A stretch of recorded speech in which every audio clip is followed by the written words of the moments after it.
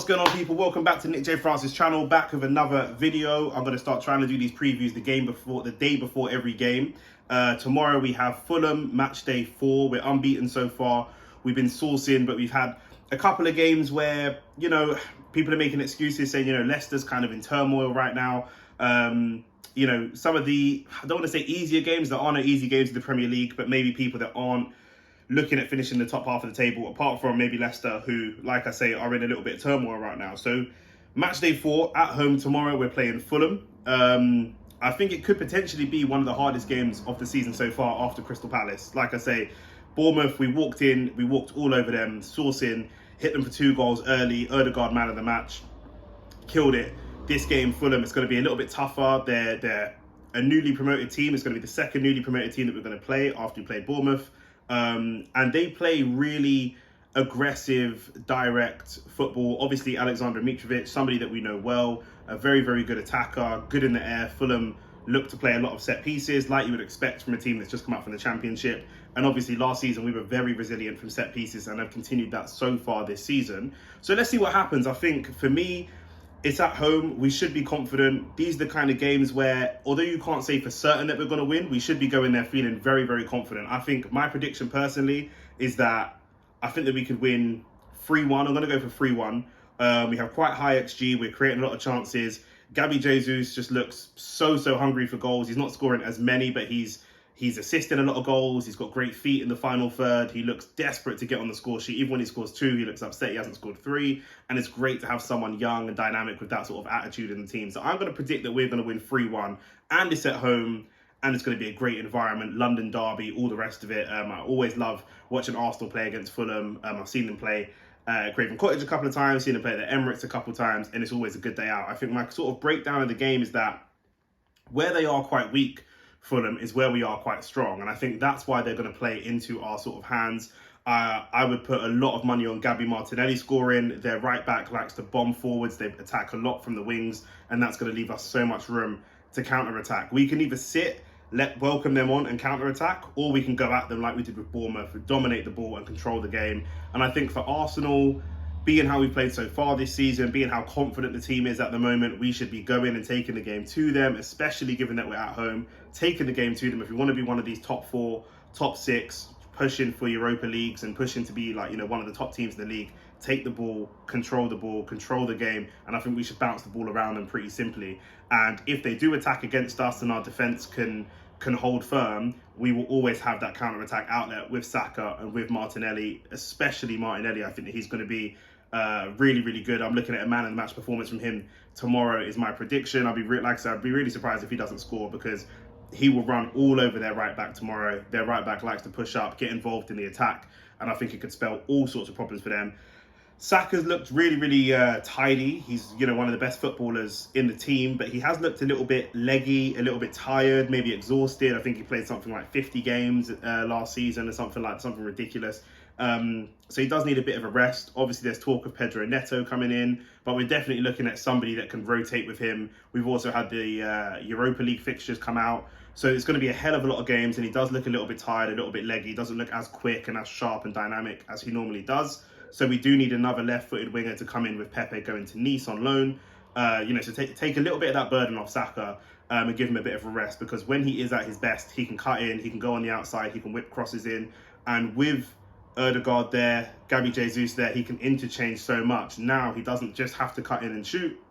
He does have someone that, if he can take the fullback to the byline and cut the ball across, there will be somebody in there, whether it's Odegaard, Gabi Jesus, or even Xhaka making his third man runs, his sort of Aaron Ramsey-esque runs onto the edge of the box or into the final third and getting those shots off. So I think we have more to come from Saka so far. But like I say, it's understandable. He looks super exhausted still from last season. He needs a bit of a break, and he needs, he needs another winger to come in and kind of challenge him for a spot a little bit. I would really like to see if we can go and win this game and get a good lead, a convincing lead in this game. I would like to see Marquinhos coming in. I would like to see some of these youngsters coming in and getting some minutes and see what they can do. Marquinhos looked really, really good. He's looked good in the under-23s as well, but he looked really good in pre-season, really aggressive, a bit of a Martinelli regen where he's just going to, come on and put a lot of pressure on the defence. Arteta does seem really reluctant to rotate. We saw that a lot last season. Once a player he's got a very set mind and very stubborn. He's a really good manager. I like him, but he is very, very stubborn, and that can cause lots of problems with with rotation. He doesn't rotate as much as I would like to see him rotate. But yeah, like I say, I think that we should go and dominate the ball. We should go and dominate the game, really. They do have interesting players, good players. Cordova-Reid is a really good player, and I think set pieces is going to be key for them. That's what they're going to play for. With Mitrovic in their team, they're going to play for free kicks. They're going to play for corners. We've been resilient from corners, but they've got a couple of goals this season from set pieces. Some open play goals, but a lot of their goals have come from set pieces so far. So it's going to be really, really interesting to see how they set up and how they go against us. I think that they will try to win the physical battle in midfield. We do have Partey in there, but he sits deep sort of alone and kind of tries to orchestrate. I think he'll be the person that they'll try to press a lot of the time. But like I say, against the team, with the way that we've been playing, and I know we haven't played top 6 opposition yet, but the way that we've been playing with a lot of confidence. We've been scoring a lot of goals. Our XG, we're expected goals of 4.5 every game, and we just need some tidy finishing to put it away. But what we're starting to see from this team so far is that goals are now, we were reliant on Aubameyang for a period of time, and when he stopped scoring, the team stopped scoring. Whereas at the moment, Ødegaard is scoring goals. He had to add that to his game. Last season, Smith Rowe began scoring goals. Martinelli will score goals, and we know Saka will score goals as well. And obviously, Jesus, being the number 9, is going to get so many opportunities to finish his chances. So we should have goals dispersed across the team. So it shouldn't really matter who the ball falls to. And anybody that comes in, like a Pedro Neto or a Gakpo, should be very forward-thinking players and looking at scoring goals. There's still talk of Tielemans coming in potentially to challenge Xhaka for his spot. Fabio Vieira still to come in. I really want to see him not in the starting 11, but coming off the bench and getting some minutes. And I think for those kind of fringe players like Vieira and any other players that come in like a Neto or any of these guys, they're going to be looking at that Europa League draw and thinking those are the games where I need to go and start and really stamp my authority in those games. Smith Rowe as well, obviously sort of a fringe starting 11 player, but I'd like to see him coming off the bench, replacing Ødegaard, give Ødegaard a rest if we can take a goal or two, lead, and then, just really control the game. I think there's a different level of maturity this season that we saw from last season. I think that failure in last season really hit the players hard after watching the documentary, and you can see a level of more maturity, and that also comes with bringing in fresh professionals. You bring in Gabi Jesus, who's won 3 or 4 Premier League titles. You bring in Zinchenko, who's won kind of the same. Zinchenko's the leader in his, I think he's captain for Ukraine. So you're bringing in a real level of professionalism and maturity, and we're starting to see that in the team as well. So it's really, really positive. So we should be able to start going out there and killing games off. The football we play is really, really good.